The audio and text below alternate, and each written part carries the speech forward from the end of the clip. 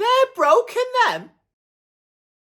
So Beverly's been buying loads of stuff from Facebook Marketplace. Now, I've never bought anything off there. I get all of my stuff from B&M, but Beverly swears by it. She's constantly on her phone, constantly flipping through Facebook. She's never off it. She's like, Brenda, you've got to have a look. There's loads of good stuff on there, so I thought, why not? I'll take a look. Hey, do you know what? She's not lying. There's loads of good stuff on there. Quite cheap and all. Well, some of it's overpriced, but I just ignore them. I always go for a bargain. So as I'm scrolling through, I see these lovely lamps that I could get for my bedside tables. I've had mine for ages, and I mean ages. Even when I was with Barry, they've got all sorts on them. I need to get rid. Plus, every time I look at them, I think of Barry. Now, that's the last thing I want to think about before I go to sleep.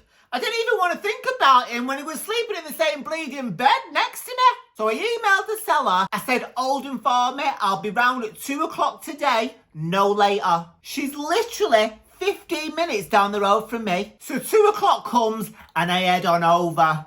The estate that she's on is rough. And I mean rough. I thought mine was, but hers is worse. I get to the house and there's a board on a window, probably because someone's put a window in. A garden is overgrown with all kinds of shit in it. In a drive is a rusty old car with no wheels. I didn't get my phone out round here, but I need to double check that this is the address. All of a sudden, the door opens. Do you know, for a second I thought it was Robbie Coltrane. But then I realised he's no longer with us. God rest his soul.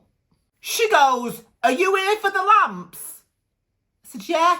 She goes, well, come on in. I've got them ready for you. I really didn't want to. I thought, can't you just bring them to the bleeding door? And when I tell you I really didn't want to, I mean it. But I did. I go in and there's kids everywhere. There's Crayola all on the walls. And it's so thick with must I can hardly breathe. I had to breathe out my mouth like... stank. I thought, when was the last time you opened a bleeding window, love? And all the kids come over tugging on me clothes. I thought, get me out of here. Then she shows me the lamps and I couldn't believe it. They were rummy. They had chocolate on the lampshade. Well, at least I think it was chocolate. I hope it was chocolate. It was cracked. The plug's been chewed by what I don't know. I said, you can't be serious with this. She goes, what? I said, these lamps are not in the same condition as what's on the photo. She goes, well, they're not that different. I had to get out my phone and show her the pictures because they were clearly not the same. I said, they're broken and they're covered in chocolate, love. Do you know what she said to me? She said, you can wipe it off, can't you? I said, I'm sorry, love, but I don't want them. I'm not paying for these. She went, I've held them all day for you, just for you, because you really wanted them. I said, just for me? No one's going to buy them. Put them in the bleeding bin, love. She goes, well, I'll take 20.